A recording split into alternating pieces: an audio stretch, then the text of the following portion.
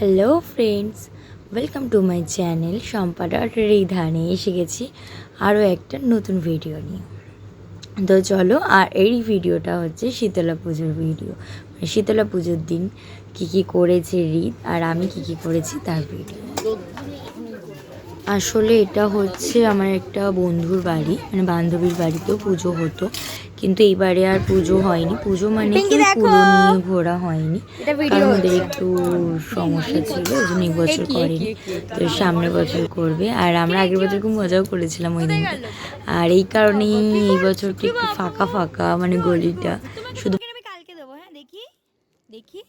তো সামনের বছরে আমি ভিডিও দেব, মানে সামনের বছর দেখবে তোমরা ভিডিওতে যে আমরা কতটা মজা করি সবাই।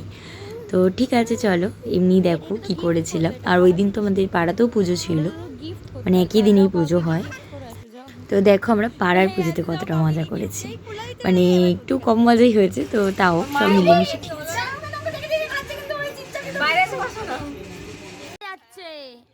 তো এই হলো আমার দিদি, মানে দিদিরা দুই দিদি।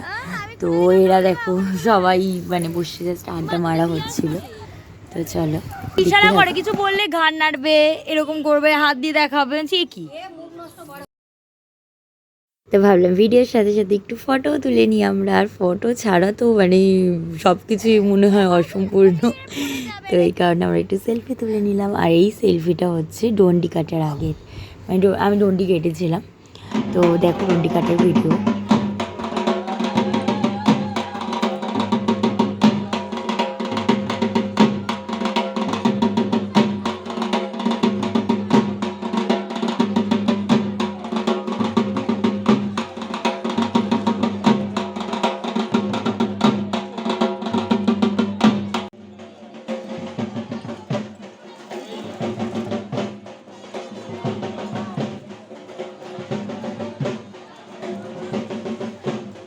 তো এই হলাম আমি, আর আমার সাথে আমার দিদি আর আমার একটা বন্ধুও ছিল। তো ওরাও উপোস করেছিল, তো ওরা জল দিতে দিতেই যাচ্ছিল। আর আমার জামাইবাবু উপোস করেছে, তো জামাইবাবু আগে চলে গেছিলো, মানে ও জামাইবাবু আগে স্নান করে ডন্ডি কাটতে কাটতে বেরিয়ে গেছিলো, তো আমরা লাস্টে ছিলাম। তো দেখো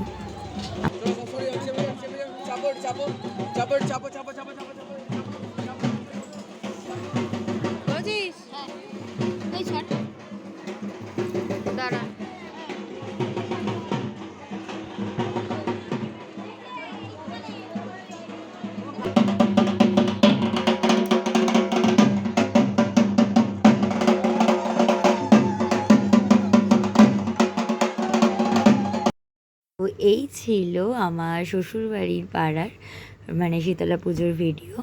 আর এবারে দেবো হচ্ছে বাপের বাড়ির পাড়া শীতলা পুজোর ভিডিও, মানে দু জায়গার পুজোর ভিডিওই আমি একসাথে দিয়ে দিচ্ছি। তো দেখো বাবা কি পড়াইবা। সেই আমরা এসে গেছি। ওখানের পুজো 3 দিন পরে আমার বাপের বাড়ি পাড়ার পুজো ছিল, তো ওখানে আমরা সকাল সকালই চলে এসেছিলাম। তো দেখো এসেই আলতা পরা শুরু, মানে অনেক দিন পর মায়ের হাতে এরকম আলতা পরলাম।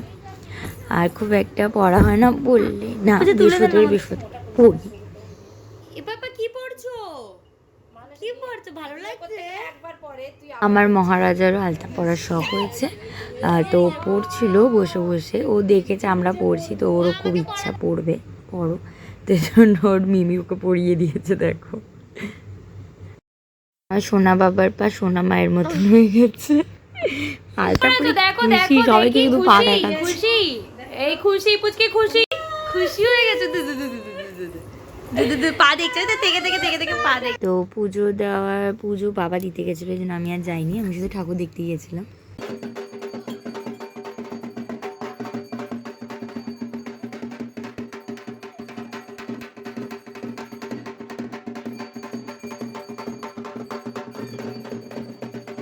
ঘুমাও ঘুমাও ঘুমাও ঘুমাও।